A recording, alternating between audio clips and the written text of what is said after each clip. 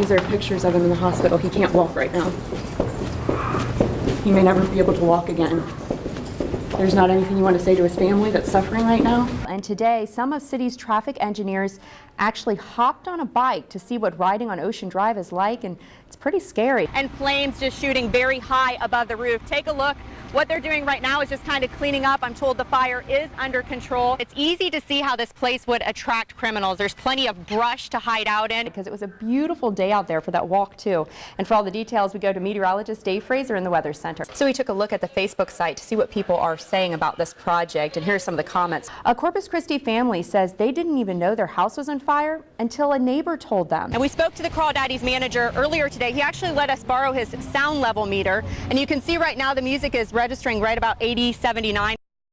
But first, local cycling groups have been trying to get safer passage ordinances and improved bike lanes in our city for quite a while. And today, some of city's traffic engineers actually hopped on a bike to see what riding on Ocean Drive is like, and it's pretty scary. Our Rashi Vats has more. Now to continuing coverage on a story we first told you about last night. The Department of Aging and Disability Services shut down a local assisted living facility yesterday evening. This is video right here you're only going to see of the raid on 6 News. And coming up on 6 News at 10 o'clock, the director of that assisted living facility hired an attorney and says she's going to fight back to keep her facility open. Deputies say a man wrecked his motorcycle in B County, but his body was ejected several feet away into Goliad County. The Texas Department of Public Safety says Thomas Charles Kidwell from Spring, Texas, a Corpus Christi family says they didn't even know their house was on fire until a neighbor told them. He was pretty scared. The Red Cross says they're helping the family of 5 adults and 8 children. The family plans to stay in a hotel room until Monday. Dozens of Islander cadets took to the grounds learning tactics used in war zones. The cadets were supposed to train in air assault today, but the 2 Black Hawk helicopters scheduled to be at today's event were called out to an emergency instead in North Texas. And the local chapter of the March of Dimes held their annual March for Babies this morning around downtown Corpus Christi. Hundreds laced up their walking shoes for the 5.5-mile walk because it was a beautiful day out there for that walk too. And for all the details, we go to meteorologist Dave Fraser in the Weather Center. Good evening, Dave. Welcome back. Shocking security video of a takeover robbery in Maryland that ended in gunfire was released this week by police. Take a look. The robbery happened in January, and the video shows the suspect in a hooded coat walk into the bank and wave a gun around while ordering customers to leave. In international news, hundreds of people gathered to pay their respects to 2 Libyan rebels killed in clashes with government forces. In Finland, a group of parliamentary candidates are bearing it all for votes. Literally. The men are from Finland's Pirate Party. It's just one of these things he done again.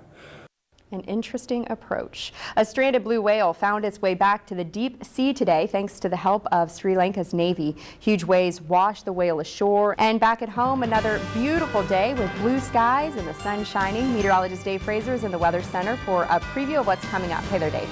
Thanks so much for choosing KRS News at 6. We're back again tonight at 10. You can also check us out on KRSTV.com or just like us on Facebook. Have a great night, everyone.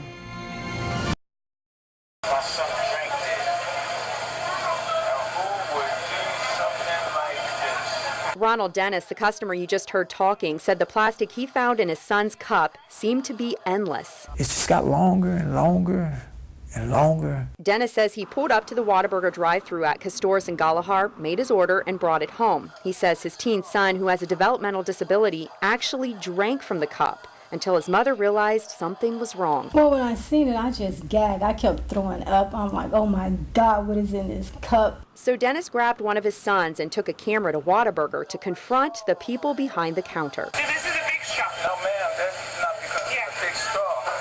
Because there's plastic and crap in here. You can hear gasps coming from the employee. Then she goes on to make this rather odd statement. I'm sorry, but was everything else right, though? Soon the manager checks in, and he and the other employee explain the plastic likely came from a large cup sleeve. What probably happened is it fell in the ice and it looks clear. In the video, the employees explain how plastic from a sleeve of cups like this somehow fell into the ice machine, and then an employee scooped it up and it went into the cup, but the customer doesn't buy that. I really believe that it was probably purposely put in the cup. Whataburger is looking into the customer complaint. In an email to 6 News, the company stated safety is a top priority and any issues that come up are addressed quickly and thoroughly. But that's not good enough for the Dennises. The family says they want real answers. For now, though, they hope this serves as a warning. Just check your kid's meal, even if it is a drink. You never know. So after 20 years of Whataburger, this family is picking up their meals somewhere else. Melissa Schroeder, KRS 6 News. Thank you. Gretchen Lopez and her family came to North Beach for vacation. They paid $10 to park in the slot. So it was a shocker when they returned to a missing van. I was crying, the kids were crying. My husband's upset. In this lot, each spot is marked with a number. And check this out right here. This is number 4, but it's hard to read because it's so faded. Here's why that's important. Follow me over this way. This is where you pay for your parking in this box over here. And the parking spot number needs to match the number on the box because that's where you put your money. 6 News received several emails from people getting towed after putting their money in the wrong slot. But Lopez says she did everything right, and the owner of Charger Towing agrees. We checked the records and realized the vehicle had paid. We returned the car to him for free. We did not charge them. That didn't matter. Lopez says her vacation was ruined and even interrupted our interview with the towing company owner, Nick Richards, to speak her mind. What we do try and do is have honor in towing. It's not about returning the vehicle. My son, we paid. My son has asthma. We have everything on our vacation in the car, and you took it. Things got worse from there when the van came out of the lot and Lopez found damage. It will web off with an Ajax pad. I'm not taking an Ajax pad after my car. The Lopezes aren't the first to return to a missing car. A nearby business owner claims it happens several times a day. But Richard says on average, they tow just one car a day. However, he did admit to making mistakes before. It's not a common thing. It's a once in a while thing. I mean, sometimes it's a couple times a month. Because of those mistakes, Richards gets disgruntled customers picking up cars. And according to police records, cops went out to Charger Towing 14 times this year alone. Is it out of the ordinary for police to respond that much to a towing company? I don't necessarily... That's a hard question to answer. Police told us the number is too high, and although Richards hasn't been charged with anything, investigators will take a closer look at the company that's caused at least one tourist to never want to return. Melissa Schroeder, KRS 6 News. Soccer.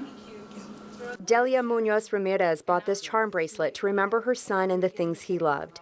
She says Richie Gutierrez, was her youngest son. In this photo, he's walking his mom down the aisle.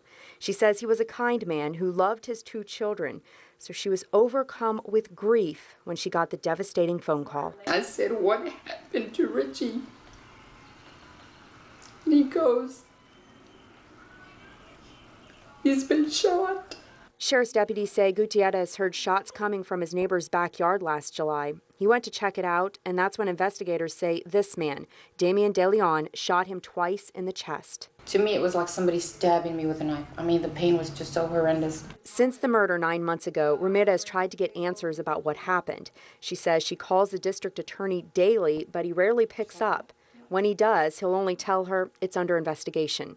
Other calls, she says, also lead to dead ends. Every door I try to open, it gets slammed on my face. Why do you think that's happening? I have no clue.